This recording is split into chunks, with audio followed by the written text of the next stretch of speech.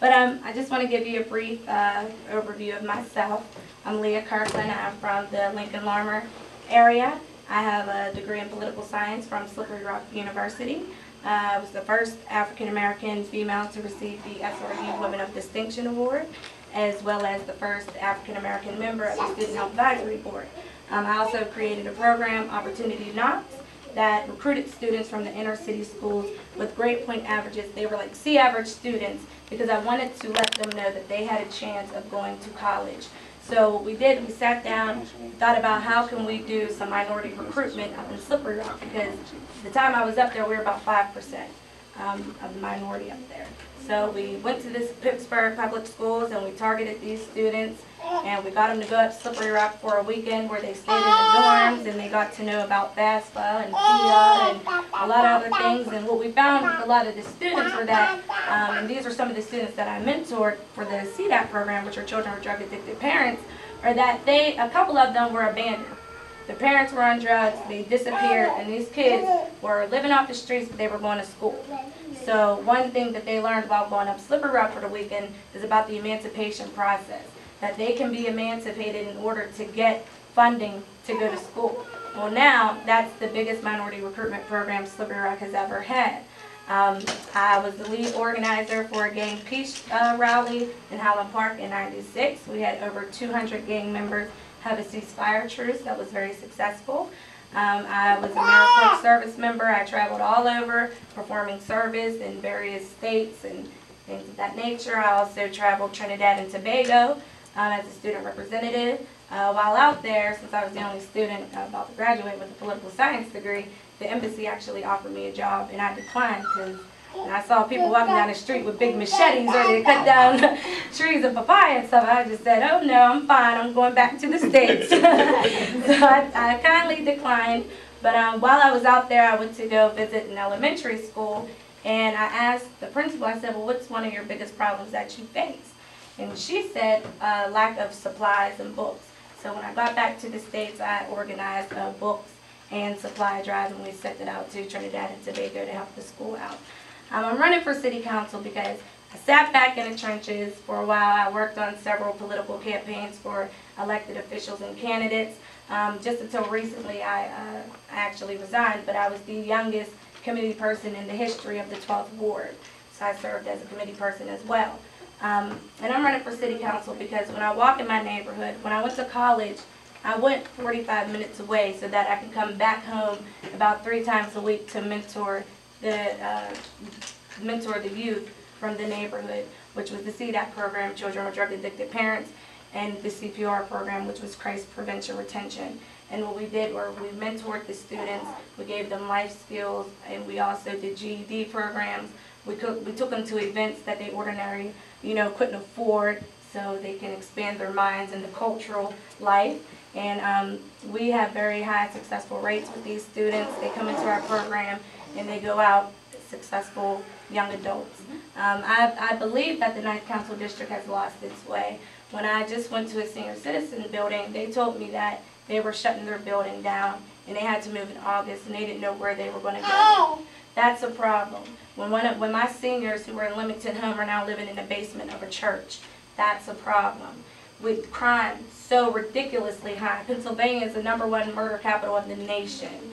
88% African Americans died, and 49% of them were 25 and under. I'm 25. I buried a lot of my friends and families, and I don't have any children, but I cannot allow my nieces and nephews and children in the neighborhood to grow up to this. We have a lot of nonprofit organizations, we have a lot of churches, we have a lot of people that say they're here for the youth, they're here to do job training. But if that was so, then we wouldn't have the highest rates for unemployment. We wouldn't have the highest rates of crime. We would not have all these problems. So one of the things that my administration wants to do is assess all these nonprofit organizations in the area and see what are they doing. What's your success rates? How many people are you serving? What's the names of the people that you're serving so that we can ask them, what did they get out of coming to your program? Because I find that with all these organizations, I'm not really seeing the fruit of their labor. I'm really not seeing people really getting that job training that they claim they're providing. You know, with them taking, body shop out of the schools, wood shop out of the schools, these kids need to go to some of these organizations to be able to pick up a trade, because let's be honest, everybody's not going to go to college. I tell you what, I don't even know if college wasn't really for me, but I knew that's something that I had to do.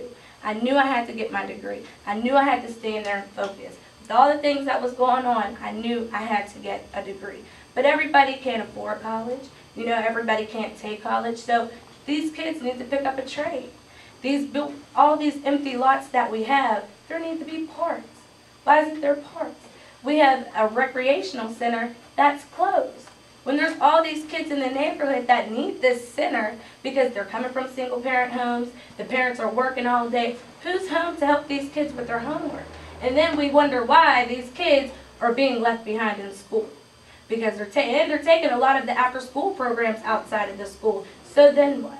Because we are not that community that we used to be.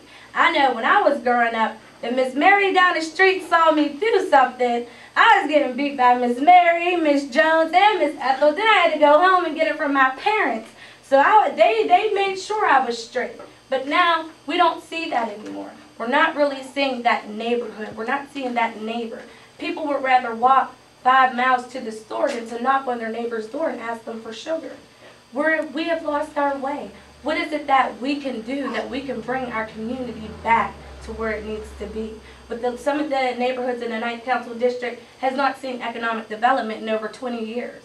Then we have some economic development that's coming but not really servicing the residents of the area. So what we need to do when these businesses want to come in and take our land, because we have very rich land, they want to take our land, and we need a community benefit agreement. If you want to build here, what does the community get out of it? And we want it in writing. Signed and sealed and notarized. We want it in writing.